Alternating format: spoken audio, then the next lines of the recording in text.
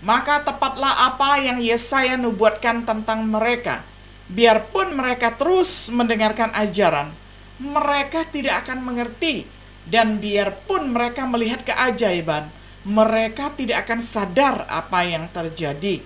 Karena bangsa ini sudah menjadi keras kepala.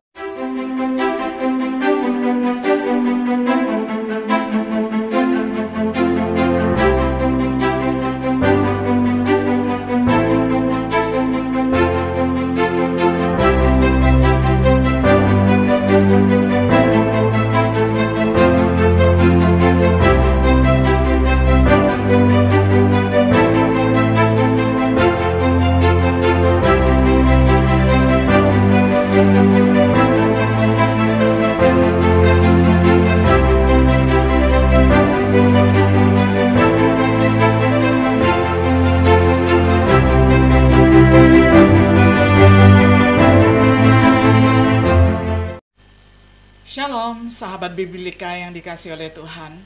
Senang sekali kita dapat berjumpa kembali di dalam acara Renungan Sahabat Biblika.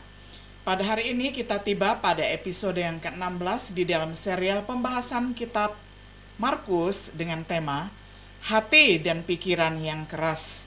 Kita akan membaca firman Tuhan bersama dari Injil Markus pasal 3 ayat 1 sampai 6. Saya akan bacakan untuk kita semuanya di dalam terjemahan sederhana Indonesia. Pada waktu Yesus masuk lagi ke dalam salah satu rumah pertemuan orang Yahudi, di situ ada seorang laki-laki yang salah satu tangannya sudah lumpuh. Di situ juga ada beberapa orang Farisi yang sedang mengawasi Yesus dengan baik, karena mereka sudah merencanakan kalau dia menyembuhkan orang itu pada hari Sabat, mereka akan melaporkan dia kepada pemimpin-pemimpin Yahudi. Lalu Yesus berkata kepada orang yang tangannya lumpuh itu, "Mari, berdirilah di depan sini."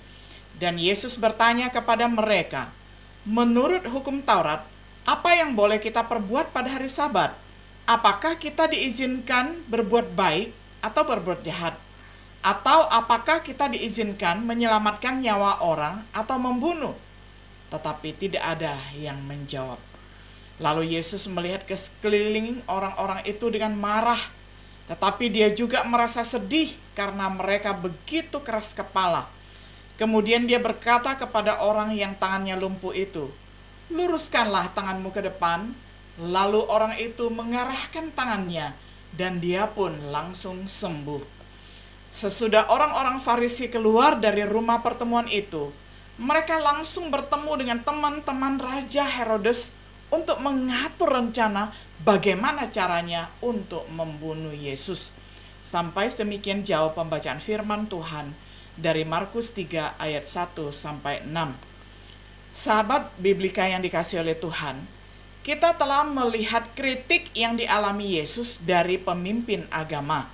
Ketika dia mengaku dapat mengampuni dosa orang lumpuh, ketika dia makan malam dengan orang berdosa di rumah Matius, ketika murid-muridnya memetik gandum pada hari Sabat untuk dimakan karena lapar, konflik antara Yesus dan para pemimpin agama meningkat sedemikian rupa. Dari kritikan lisan menjadi perbuatan menjerat dengan tipu muslihat. Ketika orang Farisi mencari kesempatan untuk menuduh dia, ketika Yesus menyembuhkan seorang laki-laki dengan tangan yang lumpuh pada hari Sabat, saat itu juga orang Farisi mulai berkonspirasi dengan teman-teman Raja Herodes untuk membunuh Yesus. Pada kesempatan ini, kita dikejutkan oleh kekerasan hati orang-orang Farisi yang menyebabkan Yesus keluar dari rumah ibadat dengan kesedihan dan kemarahan. Yang pasti, orang-orang Farisi semakin keras hatinya sehingga mereka merencanakan untuk membunuh Yesus. Rupanya mereka tidak bisa menghargai kesembuhan orang yang menderita. Memang begitu mudah untuk menjadi kritis seperti mereka yang memiliki hati dan pikiran yang keras. Namun kita juga perlu berhati-hati. Kita bisa bersalah seperti mereka. Mari kita bersama-sama untuk belajar pelajaran yang pertama. Perhatikan masalah orang-orang Farisi dan sekutunya, yakni hati yang keras. Manusia dengan hati yang keras telah ada sejak lama. Misalnya Kain yang hatinya begitu keras sampai membunuh saudaranya sendiri, yakni Habel. Lalu Fir'aun yang sudah diperingati oleh Musa dengan mendatangkan 10 tulah di atas negeri Mesir, tetapi hatinya tetap keras dan tidak membiarkan bangsa Israel keluar dari Mesir. Lalu kita juga melihat bagaimana tegarnya tengkuk ataupun keras kepalanya hati satu bangsa, yakni Israel. Kondisi ini yang menyebabkan kebodohan rohani, yakni ketidakmampuan untuk melihat kebenaran, yang mendorong Yesus untuk mengajar di depan umum dalam perumpamaan. Itulah sebabnya aku mengajar mereka dengan memakai perumpamaan, karena meskipun mereka melihat, tetapi mereka tidak memperhatikan. Mereka mendengar, tetapi sebenarnya mereka tidak memperhatikan dan juga tidak mengerti. Maka tepatlah apa yang Yesaya nubuatkan tentang mereka. Biarpun mereka terus mendengarkan ajaran, mereka tidak akan mengerti. Dan biarpun mereka melihat keajaiban, mereka tidak akan sadar apa yang terjadi. Karena bangsa ini sudah menjadi keras kepala, telinga mereka hampir tidak bisa mendengar, dan mereka sudah menutupi mata mereka. Kalau tidak demikian, kemungkinan mereka bisa melihat dan memperhatikan apa yang aku ajarkan, dan bisa mengerti apa yang aku katakan dengan telinga dan hati mereka. Dengan begitu, mereka bisa bertobat dan kembali kepadaku. Dan oleh karena belas kasihanku, aku tetap bersedia menyembuhkan mereka. Matius 13 ayat 13-15. Yang menghalangi murid-muridnya untuk memahami yang sudah jelas. Seperti yang Yesus katakan di dalam Markus 16 ayat 14. Akhirnya Yesus memperlihatkan diri kepada ke-11 muridnya itu waktu mereka sedang makan. Dia menegur mereka karena kekerasan hati mereka, sehingga walaupun sudah beberapa orang saksi mata yang memberitahukan, mereka masih tidak mempercayai kalau dia sudah hidup kembali. Ini mengarah kepada penolakan mental, penolakan untuk mempertimbangkan apa yang benar, seperti yang terlihat dalam teks kita dengan orang-orang Farisi. Mereka dibutakan oleh kebaikan yang telah Yesus lakukan. Hasil akhirnya adalah malapetaka, seperti yang dikatakan di dalam Amsal 28 ayat 14. Berbahagialah orang yang senantiasa takut akan Tuhan, tetapi orang yang mengeraskan hatinya akan jatuh ke dalam malapetaka. Kekerasan hati adalah masalah yang sangat serius. Yang berikutnya adalah pikiran yang keras. Hati yang keras menghasilkan pikiran yang keras. Misalnya rencana untuk membunuh Yesus. Orang Farisi dan kelompok teman-teman Raja Herodes tidak dapat melihat kebaikan yang Yesus sedang lakukan. Mereka menjadi rekan untuk berkonspirasi, meskipun biasanya mereka saling menentang satu sama lainnya. Hal ini sangat mirip dengan apa yang kita lihat di dalam lingkungan politik kita pada saat ini. Ketidakmampuan untuk melihat kebaikan pihak lawan, kesediaan untuk terlibat penghancuran di dalam politik pribadi, merencanakan untuk menghancurkan dengan cara apapun juga. Hal yang sama sering terjadi di dalam bidang perbedaan agama. Dalam upaya kita untuk berdiri teguh kepada kebenaran, kita dapat dengan mudah mulai berpikir buruk tentang tetangga, rekan kerja, bahkan saudara sekalian. Ini menjadi bukti dalam cara kita memperlakukan orang lain dengan mengabaikan, memfitnah, dan menyalahgunakan terhadap mereka, ataupun biasanya disebut dengan konspirasi untuk memporak-porandakan orang yang berseberangan dengan kita. Pikiran keras menyebabkan pelecehan verbal dan juga kekerasan fisik. Pikiran keras tidak tetap menjadi pikiran keras untuk waktu yang lama. Pikiran keras akan berubah menjadi perbuatan yang keras, karena masalah hati dan pikiran yang keras adalah faktor nyata dan serius. Apa yang bisa kita lakukan? Hal yang kedua, perhatikan alternatif. Untuk hati yang keras, kita bisa memelihara hati yang lembut dengan penuh kasih, dengan mengingat kelemahan kita sendiri dan kebutuhan akan pengampunan.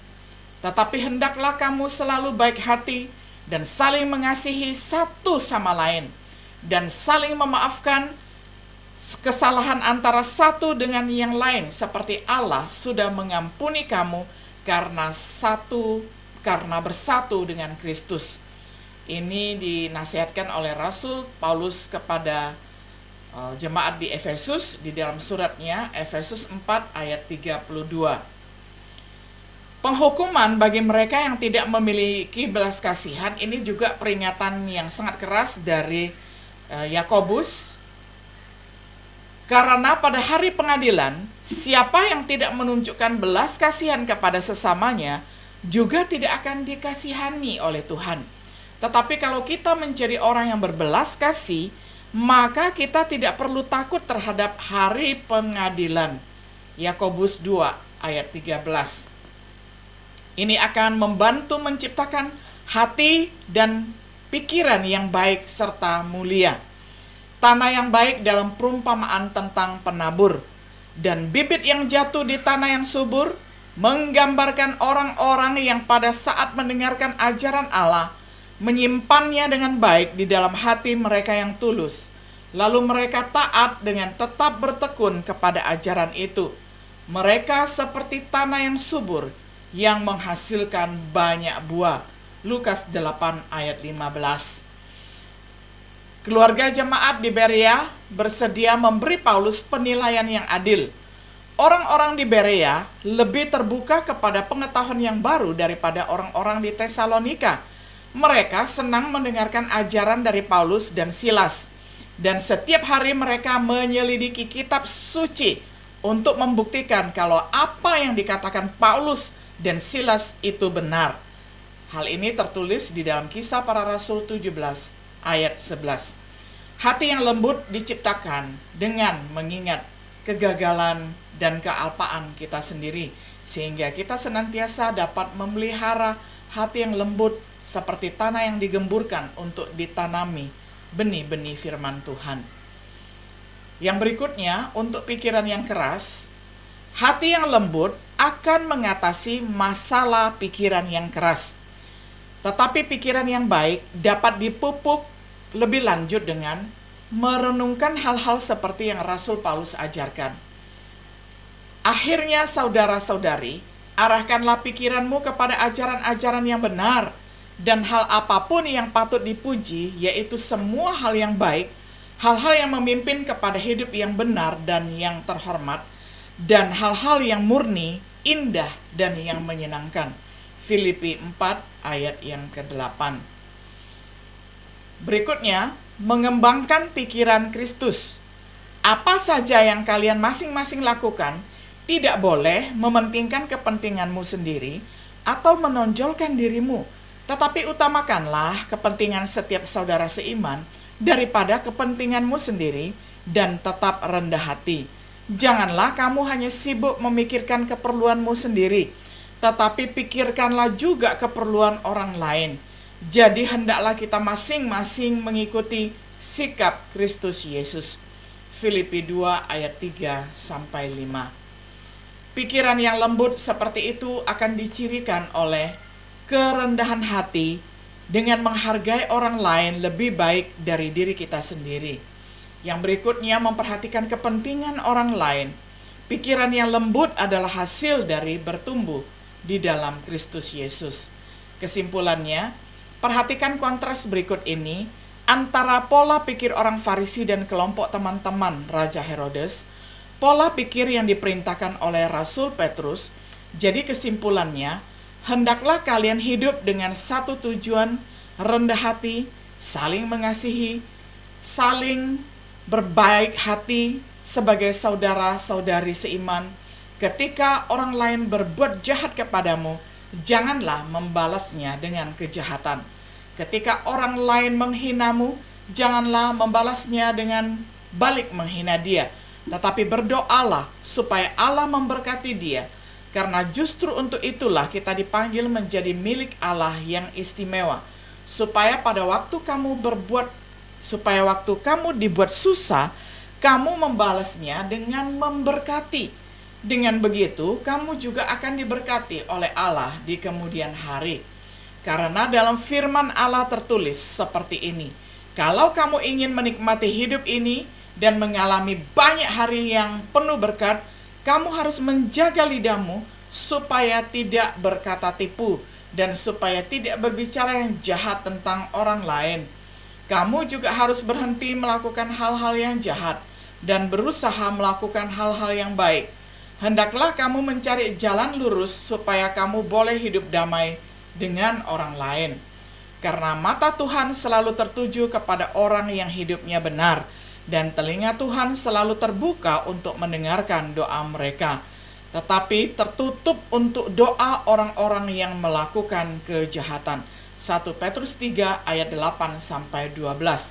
Pola pikir seperti apa yang kita miliki saat ini? Seseorang yang dipenuhi dengan pikiran keras yang dihasilkan oleh hati yang keras, atau seseorang yang dipenuhi dengan pikiran baik yang dihasilkan oleh hati yang lembut, penuh dengan kebaikan, kesabaran, panjang sabar. Tuhan merancang itu untuk menghasilkan buah kehidupan yang baik. Tapi jika kita tetap tegar melawan Tuhan dan manusia, kita akan mengalami murka Tuhan pada hari penghakiman. Padahal Allah sangat baik dan sabar kepadamu. Allah sudah menunggumu untuk bertobat, tetapi kamu tidak peduli akan semua kebaikannya. Kamu harus mengerti bahwa kebaikan hatinya yang ditunjukkannya kepadamu adalah untuk membimbingmu supaya kamu bertobat. Tetapi kamu mengeraskan hatimu dan tidak mau bertobat. Tidak tahukah kamu bahwa kamu sedang menjatuhkan hukuman yang lebih berat bagi dirimu sendiri? Pada hari Allah menyatakan kemarahannya, semua orang akan melihat bahwa hukuman Allah itu adil. Roma 2 ayat 4-5. Sahabat Biblika yang dikasihi oleh Tuhan, kita sudah melihat nasihat firman Tuhan yang begitu banyak. Bagaimana mengubah hati dan pikiran yang keras menjadi hati dan pikiran yang lembut, yang sesuai dengan maksud dan kehendak Tuhan di dalam kehidupan kita dan yang menyenangkan Tuhan. Kiranya setiap diri kita senantiasa mau diajar dan dibentuk oleh firman Tuhan agar kita boleh menjadi pribadi-pribadi yang lembut. Kiranya Tuhan Yesus menolong kita semuanya untuk berpegang kepada perintah-perintahnya. Shalom.